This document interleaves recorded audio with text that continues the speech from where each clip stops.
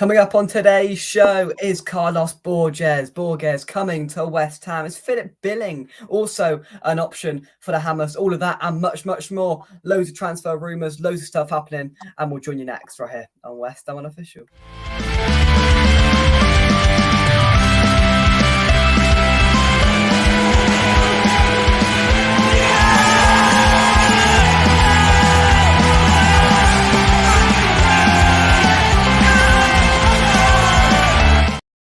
And I'm delighted to say that I've got somebody joining me on the news show today. Mike, how are you? Yeah, good, mate. Yourself? Yeah, not too bad. Not too bad at all. I think there's more of a smile on both of our faces because of how the cricket went today. But we are here to talk about the football nevertheless. And firstly, before we get into the topics that I've got ready to discuss, a pre-season game tomorrow. We've already had a couple of pre-season games. We're hearing murmurings of the away kit being released tomorrow morning ahead of playing Bournemouth tomorrow afternoon.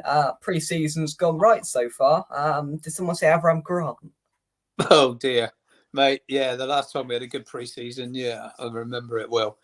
But hey, you can only beat the teams that are in front of you. I mean, okay, the Tottenham game was a bit of a funny game as it was only half a team that we had out anyway. But still, to beat them's nice anyway.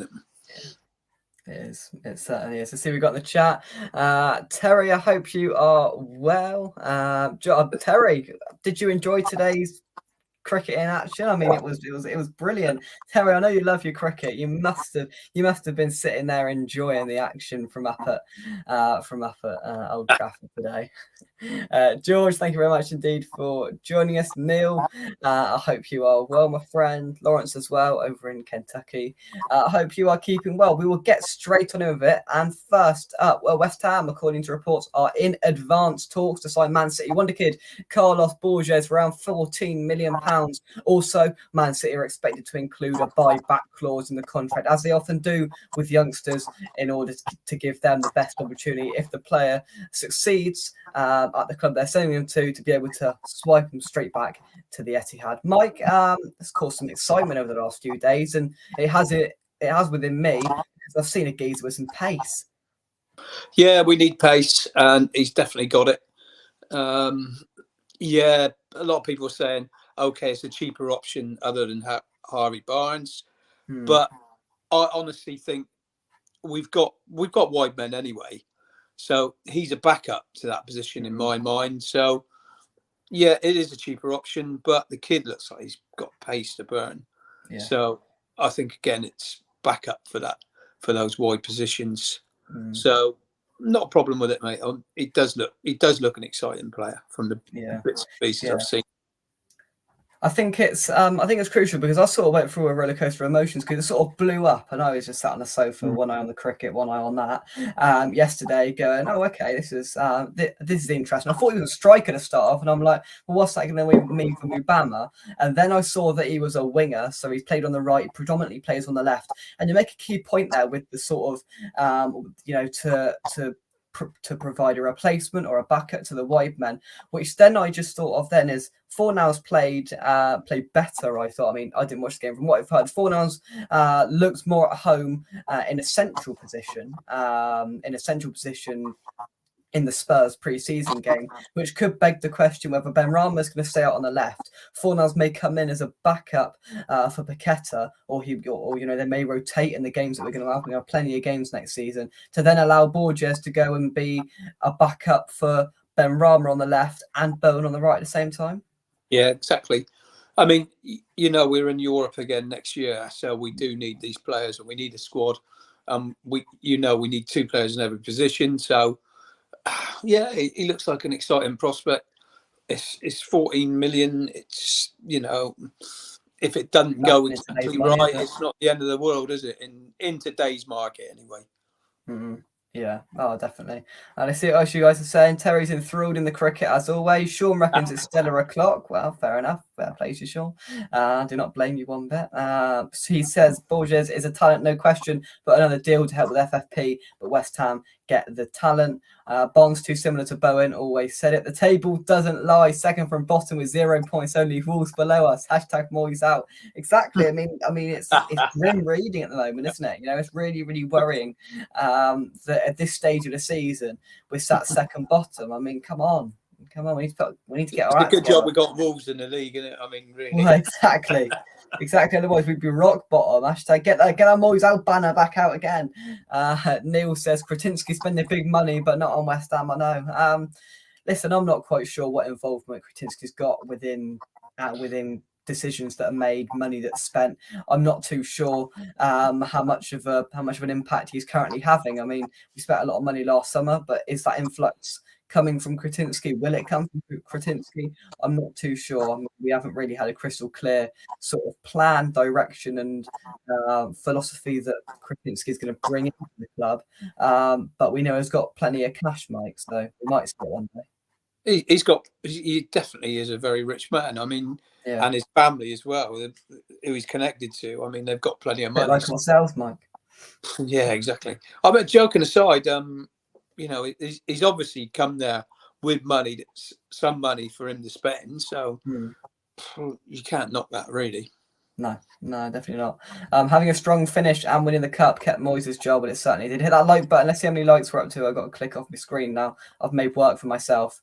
How many we're on? Come on, 9. We're on 9 likes. Let's get up to 15, shall we? Come on, hit that like button. Smash that like button like we smashed the Spuds. Very good indeed. Very good. We will move on. Next up, if I press the button, West Ham are said to push the deal for Edson Alvarez over the coming days in order to sign a Rice replacement, according to Wex. These buzzwords and phrases that get used do make me laugh. We're ready to push. We've began verbal verbal agreements or verbal talks, or we're looking to do this, or we're pushing to do that. It does make me laugh. But Edson Alvarez, a midfield option, has obviously been highlighted, and we're looking to go in for him alongside Palhinha. Seems to be the other front runner currently. Settle this push in, put a bid in, and get him in a West Ham shirt, Mike. Why do we take so long to do these things? I know. But we just do, don't we? Look how long the Rice thing took. I know. And that's going the other way. He's going out of the place. I mean, God, flipping hell, it does my head in. But first and foremost, I think we need 2 players in his position to replace him. I really do. I think we've got to buy 2 proven players, 2 players that can play at this level. And one of them really needs to be a player that played at the Premier League before, in my mind. But unless he's played at the top table, in Europe. Yeah. Or, I mean, joking aside, that should be the first thing. That should be the first signings they make, and that should be the first ones. They've obviously targeted some of these guys, but hey, they've got to get on and get it done, because they need to get them together as a squad and training and working together, because before we know it, 2 weeks' time, we'll be down on the beach with our first game. Exactly. And tickets sold out today for that Beach Bournemouth game, first opening day of the season. And we don't want to be going down there not with a squad together, because, I mean, I can see it already. I can see that we're going to go down there with a few youngsters on the bench, which, don't get me wrong, I don't think it's a bad thing. But having said that, I'd rather have 3 signings that we've made, spent 60 million quid, have that there, because you can see what's going to happen. We tried, and all this and all that will come out, and I'm concerned. I was concerned from about a week out from when Rice was actually announced. That sort of build up, I began to get concerned because we're not doing anything. I mean, we must be one of the only clubs to so far not sign a player. I mean, we've got the second most aging squad in the league. It looks like a recipe for a disaster at some stage. We nearly got that towards the back end of last season, but it can be counteracted. And all we need to do is sign 3 or 4 players. It's not difficult. We just need to do it. And we haven't left ourselves a lot of time. No, we haven't, Jake. And we need to get a couple of good experienced players in. But I also don't mind the look of, when he's playing his youngsters. Muamba, I think he definitely deserves more of a chance this year. I like the look of Potts, but these guys are probably going to be playing a League Cup or Europa League. At the end of the day, we do need to go out and sign, a proven midfield player that can play in Rice's position. Yeah. Oh, for sure, and we need to make sure that fundamentally we've got solid backup, as you keep saying. As we've all said, we need to make sure we've got that backup in all positions to have the reassurance that we're not, for example, and to be fair, I don't think that defence is a massive issue, but we're not switching Johnson between right back, left back, and centre back inside 3 weeks. I mean, to be fair, if I had my own way, I'd have got rid of Johnson by now, because I don't think he's up to the task. But I mean, we can't afford to be selling players at the moment, because we're not buying players. I mean, letting players go is not what we should be doing right now. And we've heard about Creswell this week going to Wolves. Whether you like Creswell or not, we can't at the moment afford to be letting players go. No, not without a replacement, mate. I mean, Creswell's been a great servant to the club. Don't get me wrong, but I think we'd all agree that, do you know what I mean? If we want to move forward, then we've probably got to sign another left back. We've been saying that for a couple of years, haven't we? Let's face it. So yes, I think but that's you're right, to an extent. But we haven't got another. Have we got another left back lined up? And the sort of second issue I've got with it is, if we let Creswell go and if we bring somebody in, fair enough, but then that goes down as one signing. But we haven't strengthened the team. We may have strengthened the quality of the team, but that could be argued. But we haven't strengthened the quantity of our team. If we go and sell Creswell and bring in a left back, we've signed a player, but the squad's not got any bigger. We've still got the same issue with one right winger, with barely any midfielders.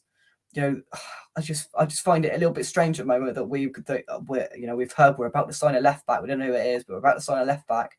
But we're still dithering on with not signing midfielders. We're pushing for bids and doing this and doing that. And whether we've put bids in for Pellegrini, I don't know. But we need to get our backside in gear, because we've got less than 3 weeks to go. I think it's 3 weeks until we go down to Bournemouth, and it might not impact in the first couple of weeks, but come October, November, when Europe's pushing, if we haven't got an adequate squad, then the scaffolding in that stadium might fall down. Yeah, no, I mean, if we can't afford the talks of Antonio going at the Soldi, Creswell going to Wolves. We've lost Lanzini. Remember, he needs to be replaced, and Rice. I mean, that's quite a big chunk of that squad, really. So they've got to get on with it. Full stop.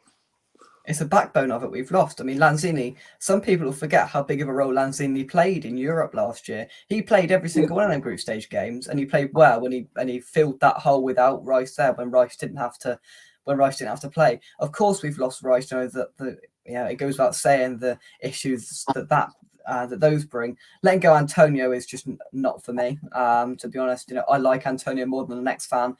I know that, but if we take out Antonio, yes, it may give another opportunity to Mubama, but it completely changes, or will have to change, the way we play. How are we going to fit Scamacca into this? I still think there's question marks over whether Scamacca will be here come the end of this transfer window. There's so many questions that we've still got to answer in, Mike, and it is a worry. Yeah, I mean, we sort of tried to play a different style, didn't we, at the start of the season, with the signing of Scamacca and Paqueta, and we tried that, and in the end, we resorted back to the old West Ham, didn't we, at the end of the season, to pick up points like we shithoused. Excuse my language, but results at Fulham and whatever, and I mean, it was back to what we were doing 2 or 3 years ago.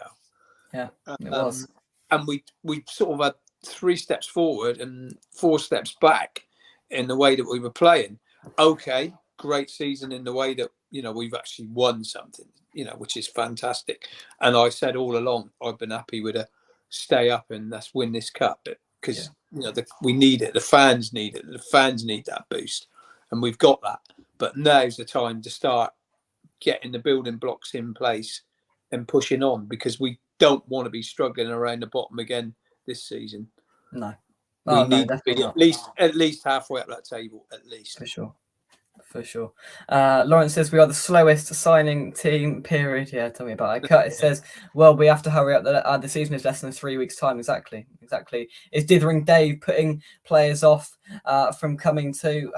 Yeah, that's an added element of it as well. You know, there was the whole Alex Scott debacle that apparently, and to be fair, would you blame players who have seen the way we've played? And to be fair, on paper, Europe, European football just won a trophy. On paper, it looks good, but I mean, we played some dire football last season. And if you were a promising upcoming player, would you want to play under Moyes, Mike?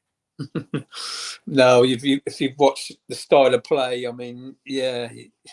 Alex Scott, from what I've seen of him, and I have seen little bits of him, he looks like he's good on the ball, but you know what I mean. He doesn't fit into the style of play that we've been using for the last few years. So shame, really, because hey, maybe we've been talking about we sat in deep and blah blah blah.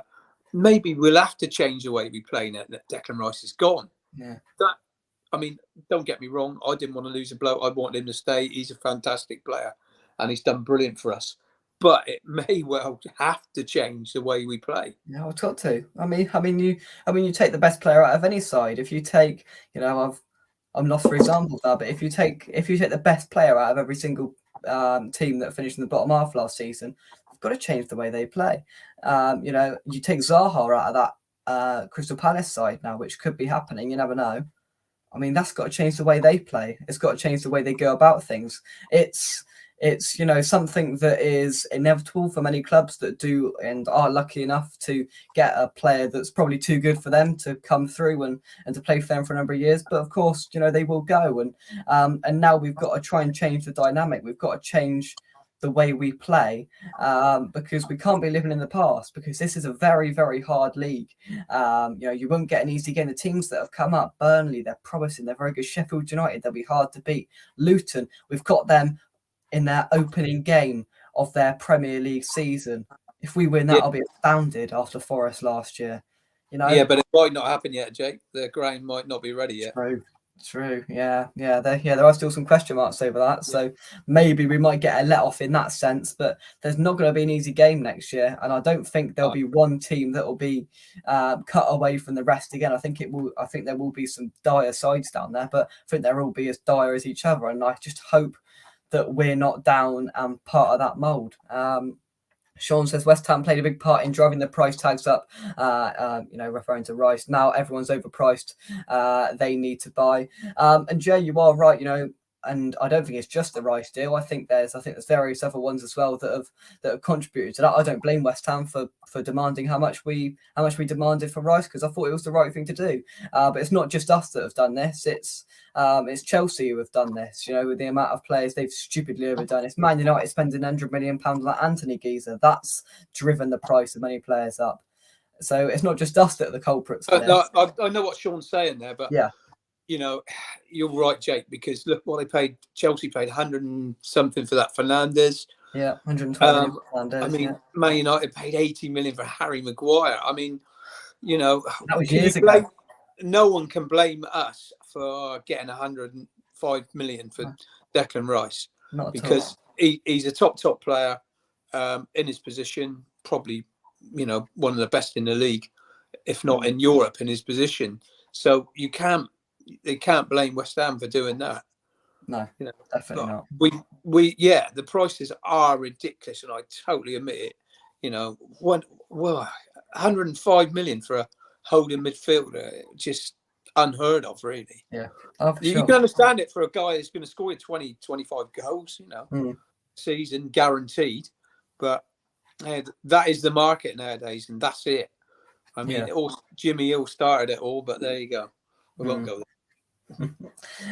Sean says stick with one formation, that's a start. Terry says it was always going to happen. I'm still undecided if Rice was overpriced or not. Is Creswell leaving? Well, Steinberg was the one. Jacob Steinberg from The Guardian was the one that first reported it, and from the tone that journalists seem to be conveying at the moment, it seems like a deal probably will be done. It's not going to be a complex deal to be sorted. Around £5 million is the expectation of a fee, which hasn't yet been agreed, but it would frustrate me if we sold him. And yes, I've been a critic of his, but in the current position, I really don't think it's wise. I don't think it's wise to let another player go that, isn't the best in the squad. It's similar to Lanzini. I was gutted when we let go Lanzini. Some fans said they were even more gutted when we let Lanzini go than when we let Rice go, because of the sort of way they play and the way they fit into this sort of system that we've got and the squad that is now getting smaller and smaller by the week, that we just simply cannot afford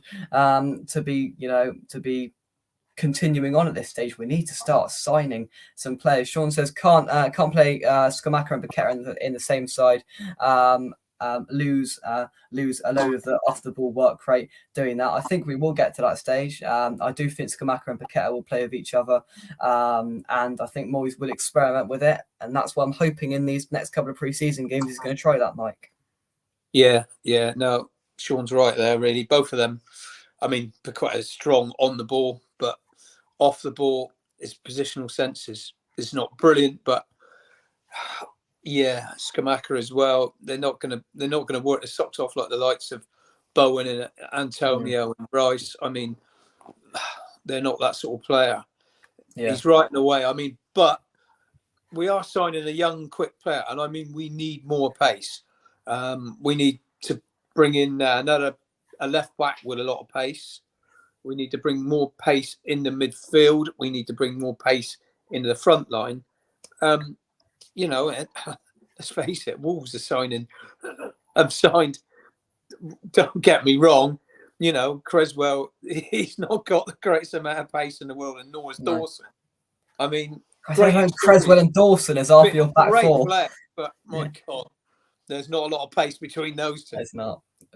Imagine us rocking up at Molineux next year, right? Who've we got here, right? We've got Creswell at left back. I think they've just signed Matt Doherty again. I don't know whether he's got much pace, but Sean, has Doherty got any pace? Because they've just signed him again, so he might be at right back. Dawson at centre half, Creswell at left back. I think we have a lot of pace in that Wolves defence, is there? No, definitely not. But they haven't got they've got no money to spend, have they, Wolves? No, I don't think so. They've got rid of their best player, so yeah.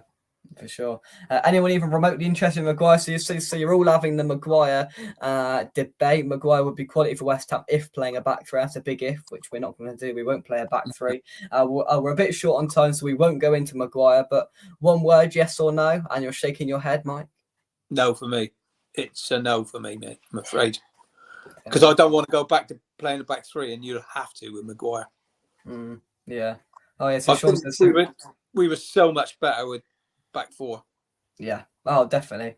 And just going back to Wolves, Sean said a good wing back going forward is a poor right back. So for Wolves, that might be a little bit of a recipe for disaster. Let's have a look here. Kian says your team's second most aged team in the league. You need to start bringing youth players like Creswell. Would be good to Creswell would be good to stay for experience, but youth would be perfect. And we've got a couple of those players coming through, but I don't feel comfortable. I'm sorry, I don't feel comfortable with us backing this youth. And yes, I think it's good that they have the odd game, but we can't be relying on Potts in midfield. No, we can't rely on them. But I think it's it's time to sort of bring them in and give them a few games. The right balance, like I said, in the League Cup, a few games in Europe, bring them on as sub and what have you. Lang played really well, against Tottenham. He looks tidy player, and there's 4 or 5 more in that youth team that got they've got the ability, but I know that's only half of it. Having the ability is only half of it. Exactly. Right, we're going to move on to a transfer story that surprised me a little bit earlier on. Now we go down to Bournemouth on the opening day of the season. Could we be having their Danish midfielder? Fabrizio Romano has linked us to Bournemouth midfielder Philip Billing. Reportedly, we have requested information regarding the Danish player, and we are interested in potentially bringing him to the London Stadium. Now, me and Dad had a little chat about this earlier, and we don't disagree about many things, but we did have a disagreement about Philip Billing. Mike? I'm just going to ask you where you stand. I'll tell you where I stand. I watched him at the end of the season last year, and he was by far Bournemouth's best player. Up and down the pitch. I think he had a really good game against Tottenham, was it, at the end of the season? And, they couldn't get near him. He's quick and he's strong. He's probably the sort of player we should be signing, even if he doesn't play every single game. I think he'd be a decent signing. I think the issue I've got with him, and I did speak to I spoke to Tom from a Bournemouth channel towards back end of last season when we played them, and Philip Billing came up in conversation, and he seemed to be sort of torn between whether he was good enough to be there or not. And I think inconsistency is probably the word that sums his sort of explanation up about him. And I just don't know whether it's a player that's got the quality enough to do it. And to be fair, I've seen the argument, and people have said he'd do a better job than Souček. And yes, he probably would do a better job than Souček in midfield. Having said that, we want to be doing better than that. I think with the players we've been linked with, it just sort of underwhelmed me slightly. With the players we've linked with, Alvarez, Zakaria, Alvarez, those players. I know Philip Billing is the only one out of them, Zakaria slightly, that's Premier League proven, but I do question whether there's the quality there enough for me. I mean, he'd stand out in that Bournemouth side sometimes, but will he come? And I don't know how old he is. I'm gonna have a little look how old he is, but I'm not entirely sold on it. If we sign him, I get behind him, of course, but I'm just. I think with him though, Jake, is we need more legs in midfield. We're gonna miss Declan Rice. He's so strong, tackling, fighting back, winning the ball. I don't think Billing is that sort of player. Don't get me wrong, but he would give us more legs in the middle of the park. Someone that would get back and probably get their foot in. Just a bit about him. So he's 27. Goals as well. So he's 27. He's 6'4". In his Bournemouth career, he has played 144 times. He scored 26 goals in that period. 6'4" is the big one there. So he's got some height about him. Yeah, Billing's good. I can walk faster, says Sean. I'm just I'm a little bit hesitant about him. But if we sign him, then I get behind him. But just a little bit underwhelmed with the players we've been linked with, in my opinion. Mike, finish that off. Don't get me wrong. I wouldn't want to buy him as a slot-in player, but as he would the be midfielder useful. we sign. Yeah. Yes, I'd buy him as a backup. Yeah. I think he could do a job for us. Let's put it like that. Yeah, I agree. Ginger Annie Cut, it says we've had Payet, Dimitri Payet. He had it all and broke the fans' hearts, caught with his pants down, returned to his French town. We've had Dimitri Payet. We're going to come on to Dimitri Payet in just a second, but before we do, 9:00 tonight, I'll be on Green Street Elites with Budgie because it is the 1 year anniversary since we lost Peach. So I'll be there talking to Budgie at 9:00 about Peach and our memories of the great man. So make sure you get yourself over there at 9:00 to reminisce and share your best memories of a bloke that loved West Ham. And one thing I would say just on here is, of course, we'll talk about it more at 9:00, but I just love to see what he'd be saying right now after we've won a European trophy. Honestly, the voice notes, the messages we'd all get, I think he would be just in his element, absolutely. And I'm sure he's been watching, and I'm sure he's been having his little party up there with his cider. But yeah, just such a shame, Mike. He couldn't have been here to witness what he dreamed of. Yeah, he would have been in his element, absolutely. He would have been G-dogging it everywhere, wouldn't he? Yeah. But like I say, Jake, he's up there looking down. He is.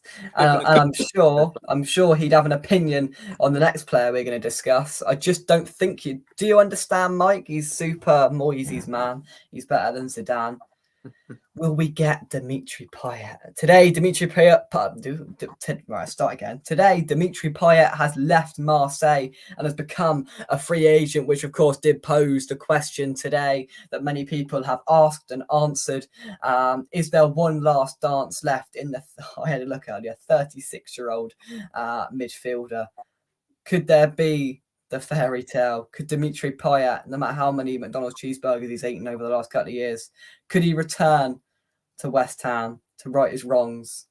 And well, we did have a problem with a player, and that's the words of Slaven Bilic.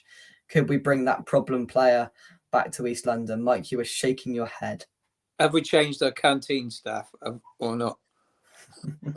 Joking aside, I think his waistline is bigger than mine at the moment. So you're on one tonight, Mike. No, honestly, Jake, brilliant player. I was there to witness some of the great goals he scored. Talking about Bournemouth, I was there that night when I think Valencia scored one, and then Payet scored another absolute peach. He was brilliant.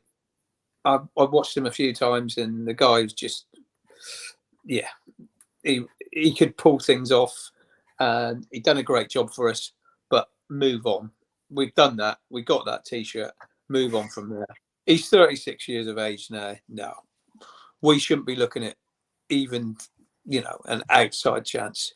No. Even if he was paying his own wage, paying his own way. No, sorry. You've done well for us, mate. Let's move on. Yeah, well, Dimitri Payet was the first player I ever had on the back of my West Ham shirt on that farewell bowling season, and then he left the year after, and I'll always remember West Ham were giving refunds for shirts with Payet on the back for the 16-17 season, but he didn't for the 15-16 season, so I couldn't get a refund with my one that's still in that drawer that's still got Payet 27 wrote on the back, and he caused some. He gave us some great moments, mate. The free kick against Palace, the one against Man United. I mean, he was a top quality footballer. There's no doubt about it. He had his peak period playing for us, I think.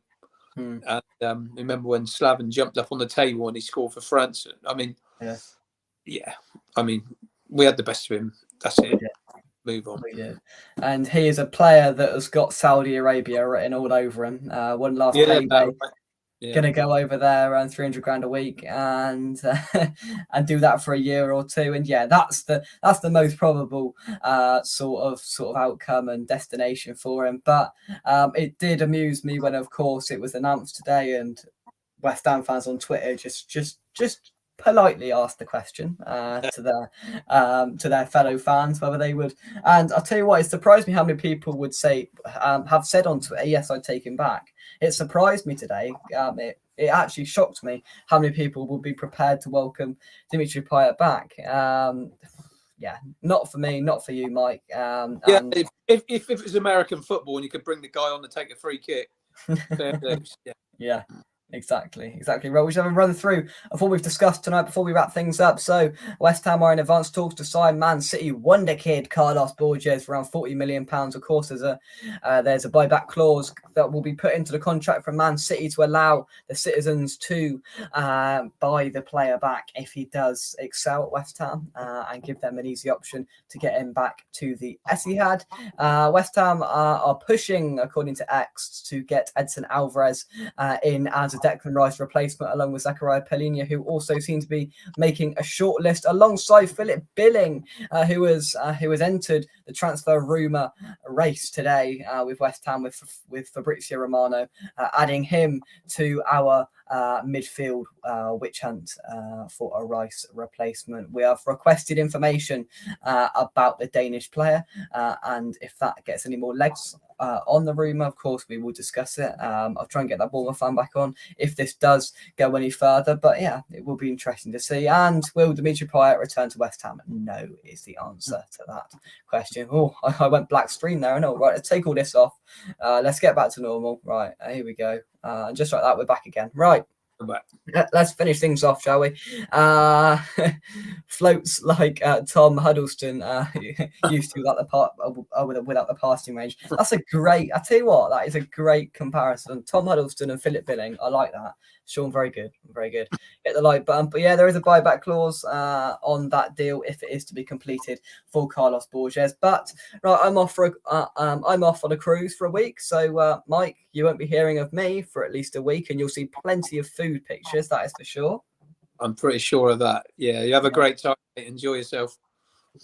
I certainly will. And there is a challenge. Do you want to hear the challenge, Mike? Go on, give it to us. If Dad drinks 35, is it 35? 35 pints of Peroni in the week, I've got to give him a £5. Get your money box open. Break the piggy bank open.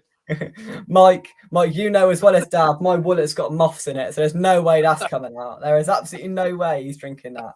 Absolutely no way. Well, to be fair, do you reckon between you in Amsterdam you drank 35 pints? Oh, You? God, easy. Yeah. Easy. What, the first morning, that was. That was before you left Bristol Airport. you were already that in. Terry says, I was going to come with you on your Norwegian cruise, JC, but I couldn't afford it. Oh. That's good, that. That's good, that.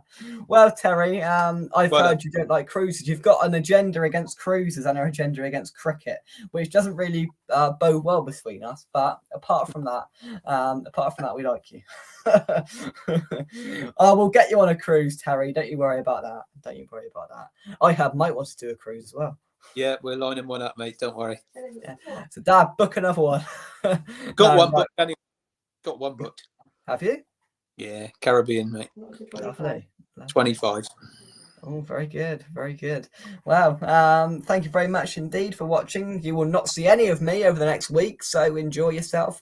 I will be back when we will hopefully be where hopefully England will have levelled the Ashes series 2-2, and I'll be back when we're entering the 5th test, where we're going to bring the urn home. Cruising, cricket, basically everything, beginning with a CR. I'm trying to think of something. He likes now, beginning with CR. You have to give me some time. And Mike, buy me some time. Just talk about something. Well, probably strawberries and cream. Hey, very good, very good. Do you like cream, Ted? Do you like cream? He likes cream because I'm sure he has on them I could have gone cortados. Take out the O and just go cort. Yeah. Oh, that was the opportunity. Why couldn't you go COR? Because he loves a cortado. Terry loves a cortado. Part-timer. I am a part-timer. I do what I want when I want, how I want. Crows. Right, we're rambling now. We're wasting your time. Thanks for watching. See me over on West Ham.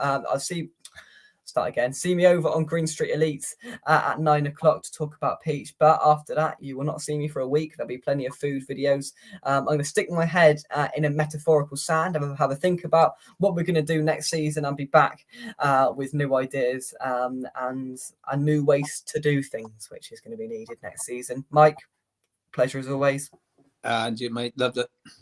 I'll speak to you very soon. Christ on a bike. Right, hang on. Before we go, right, we've had a debate this week. It's been prolonged. Mike, do you know and are you aware of the phrase Christ on a bike? Yes. He is. Yes, have that, Dad. Get in. Oh, that's made my week because I've been because I said it one day and I've been ridiculed for saying it. So, Mike, I have heard it. Christ on a bike. Yeah, I don't know who said it. Thank you. I think it must have been you, Jake. It must. Oh, don't say that. Don't say that. You've ballsed it up now, Mike. But Mike, can you speak into that camera and say you have heard and you are familiar of a phrase that you would use? Christ on a bike. Yes. There you go. Yeah. Get in. What a way to start the cruise. Get in, Mike. You are my favourite. Thank you very much for watching. From us, come on, you irons. We'll see you soon right here. No, West, not official. Well, hopefully by next Saturday we've signed a player. Otherwise, I'm going to go on another cruise without no Wi-Fi for a week. I'm just going to stick on there. See you soon. Bye bye. See you guys.